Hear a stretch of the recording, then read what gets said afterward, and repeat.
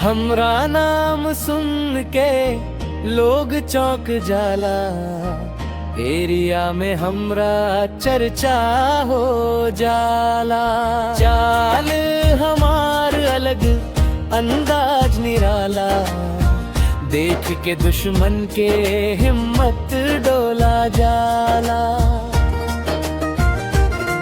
ना करी गलत काम, ना करी अत्याचार, मेहनत से बनवनी आपन पहचान यार। सीना तान के चली, रखी सच्चाई साथ, यही से चमकेला हमार हर बार।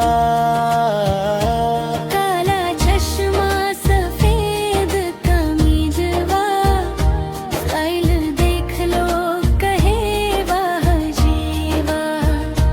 दोस्त खातिर हमेशा खड़ा रहिले, मुश्किल घड़ी में साथ निभा दिले। हमरा नाम सुन के लोग चौंक जाला, एरिया में हमरा चर्चा हो जाला।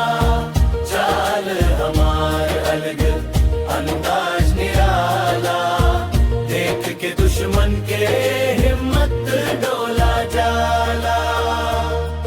मेहनत के दम पर सपना सजवनी, हर मुश्किल से लड़के आगे बढ़वनी। आज जे पहचान बाऊ यूं ही ना मिलल, दिन रात के मेहनत से मुकाम हासिल भइल।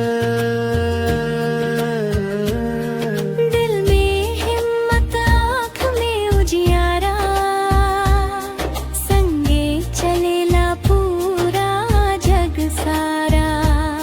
मिल दिल वही कदम, ना रुकी सफरवा, एही बा हमार गैंगस्तर सैलवा। काला चश्मा सफेद कमीजवा, स्टाइल देख लो कहे वाह जीवा।